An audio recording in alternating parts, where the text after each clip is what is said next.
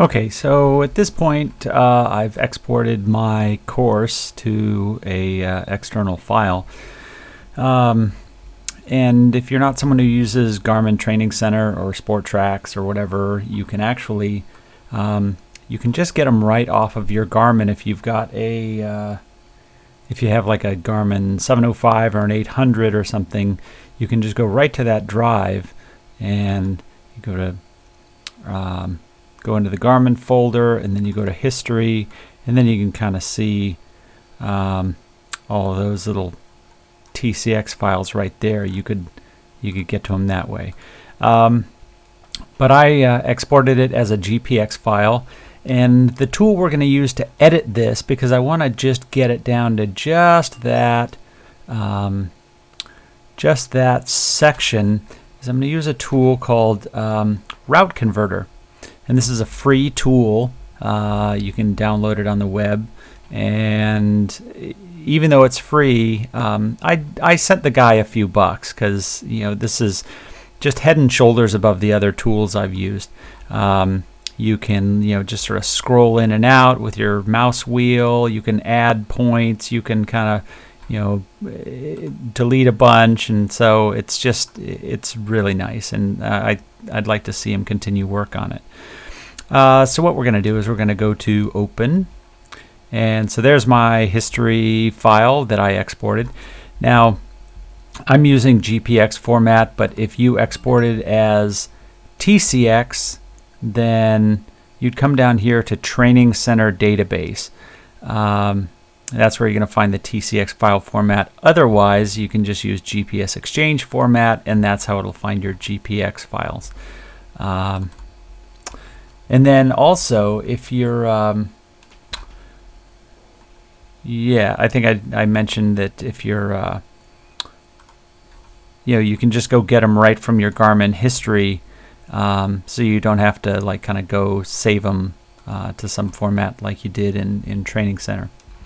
So, all right, so here's the whole ride in Route Converter, and you can see that it matches the ride in Training Center.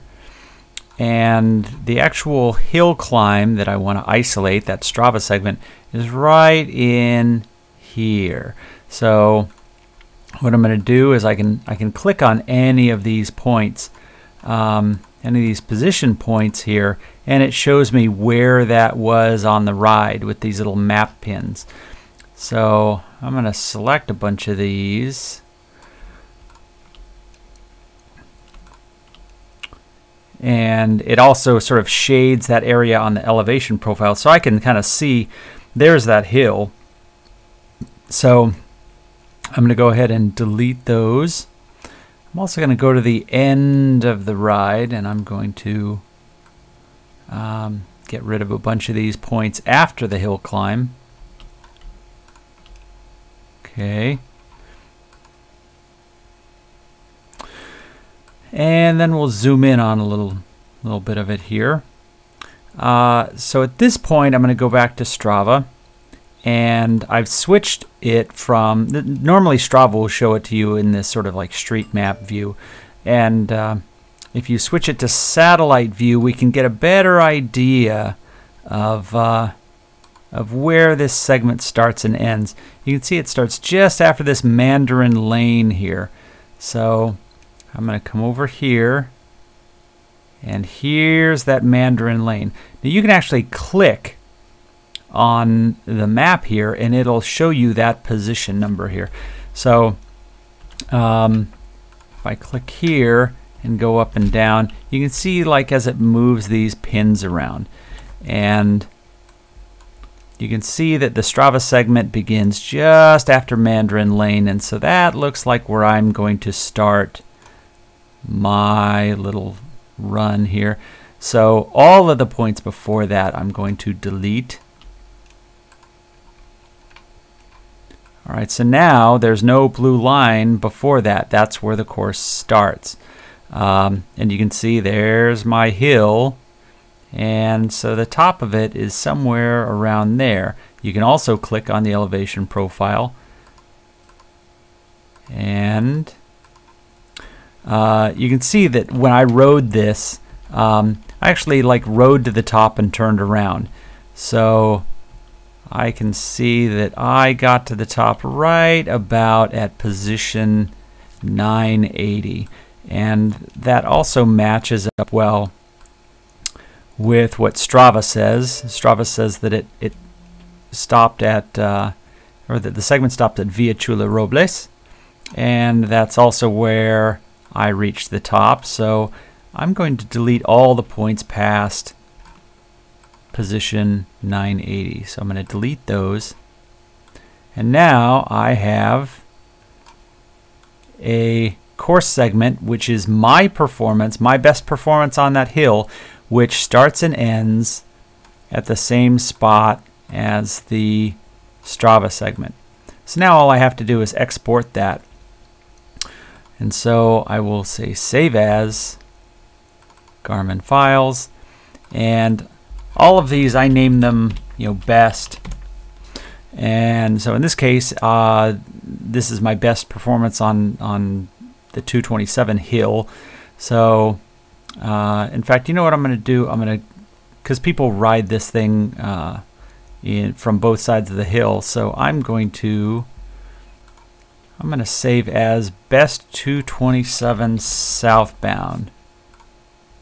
Okay, and so now all I have to do is just load that into Garmin Training Center and put that onto my GPS. Or like I mentioned earlier, I can just go into my Garmin, and instead of going into history, I can go into courses, and I can just drag it, or actually I could just save it right into this from Route Converter, and so then I'd have all of my, all of my other best performances. You can see there's like northbound, southbound, northbound, southbound, for all the different sides of the hills that that people do around here.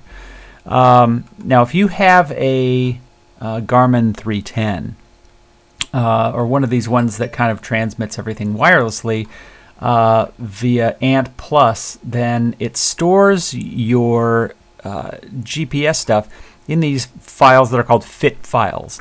And just like with the your Garmin 705 or the 800, it stores these as sort of date encoded, where you can see that this is from 2011, April 20th, but they're in a they're in a format that Route Converter doesn't really understand right now. So you can get this other free tool called GPS Babel, and its sole purpose in life is to be able to convert between GPS course files, and it knows just a whole bunch of them. So what you're going to want to do is you are going to want to select as the input file type, you want flexible and interoperable data transfer files.